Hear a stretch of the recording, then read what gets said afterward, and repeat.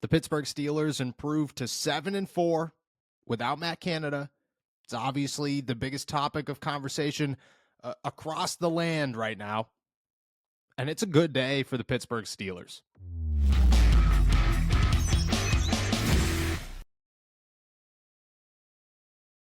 What's going on, everybody? I'm Noah Strackmine. Thank you for jumping on to Steelers to Go, your daily to-go cup of Pittsburgh Steelers news and analysis. Find us on youtube.com/All Steelers Talkers. Subscribe anywhere you get your podcast. The Pittsburgh Steelers, they defeat the Cincinnati Bengals. It is a new day of age for the Pittsburgh Steelers offense, and it took one game for the argument of the chicken or the egg, Kenny or Canada, to be answered. And Kenny Pickett by no means was perfect against the Bengals, and he still has plenty to improve on. And the Pittsburgh Steelers offense still has so much to do before you can consider this a successful and a thriving offense. But it took one game for everybody to realize very quickly that, yeah, it was Matt Canada. That's what was wrong with the Pittsburgh Steelers offense, at least their biggest issue. The number 421 will stick in Steelers fans' heads all week long. It will be talked about more than any other number across Steelers Nation this week. I sat down at dinner last night. I had two people bring it up to me then. I had one person text me this morning. I have a group chat full of text messages that I'm sure has that number in it somewhere. And if you scroll on Twitter, it takes about one scroll to see the number 421. I've read it in about 3 or 4 different pieces this morning, and I'm sure I'll read it in many more.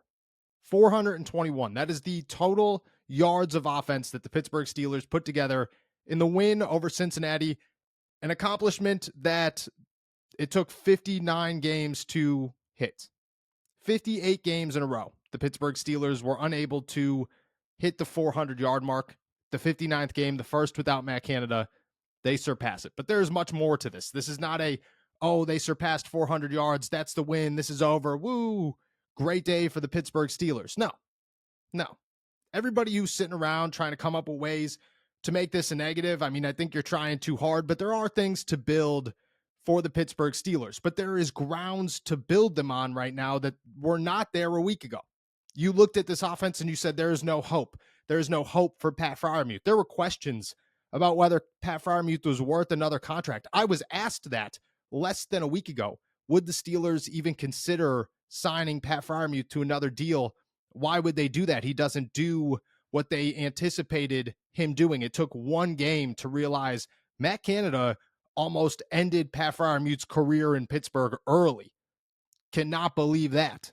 They do have a gem, and this gem is a great pass catcher.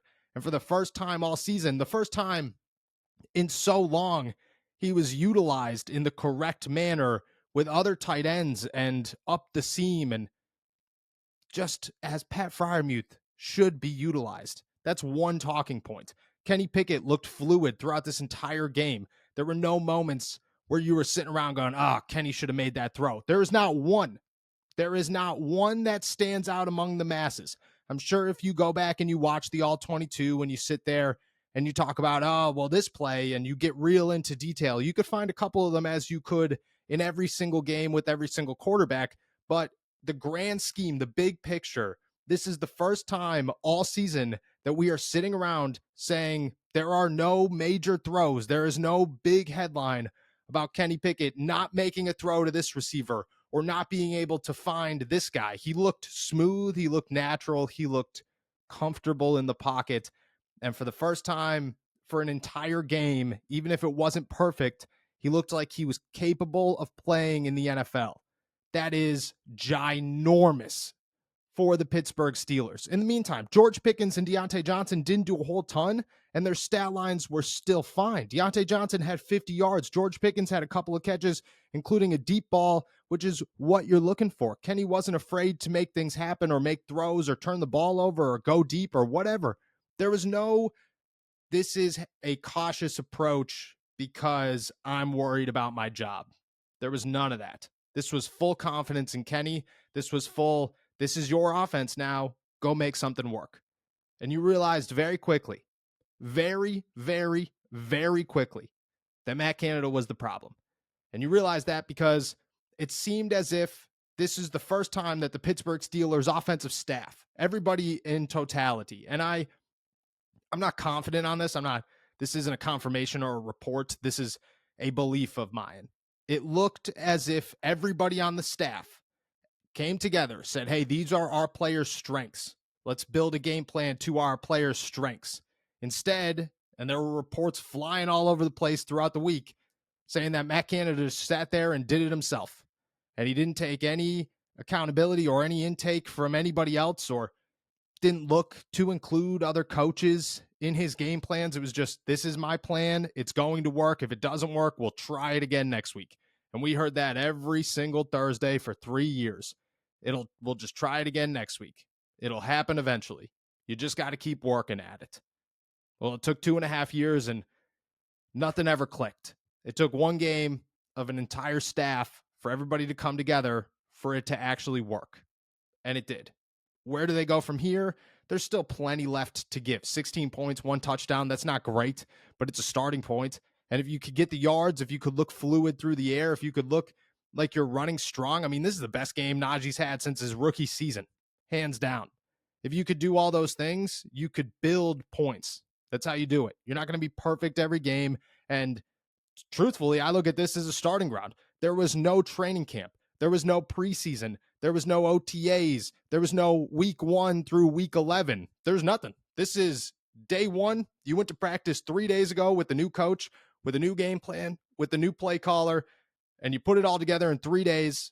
And then Sunday you showed up and it was week 1 of a new day for the Pittsburgh Steelers offense. And they put up 16 points, 421 yards. Pat Freiermuth had his first 100-yard game. Deontay Johnson, even if his lack of effort on that fumble is ridiculous, the rest of it looked good. George Pickens looked good. Najee Harris ran well. And Kenny Pickett looked the best he's looked throughout an entire game in his NFL career. 3 days of practice. That's what they had. This is a launching point. This is the beginning. And where they go from here, yet to be determined. But for anybody standing around saying, this wasn't enough, I'm not satisfied, expect more, but also have the understanding that they don't have what everybody else in the NFL has right now. They're working on very limited time together.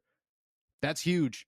And that is something that you have to take into account when you're evaluating where the Steelers offense is right now. It wasn't a smoke show. The 420 yards isn't fake, and it's not like this offense still stinks.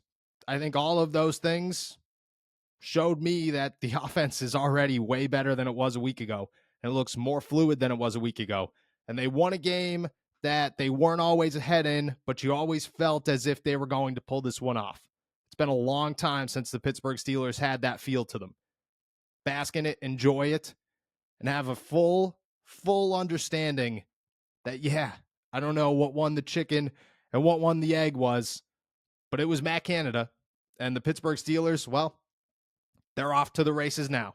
Where they go from here, who knows how much they could accomplish in limited time together, again, without training camp, without OTAs, without the preseason, without week 1 through week 11. I do not know. I don't know where that ceiling is, but it is immediately much higher than it was a week ago. And if they could build off that, I mean, we have no idea where it goes or how good it could get.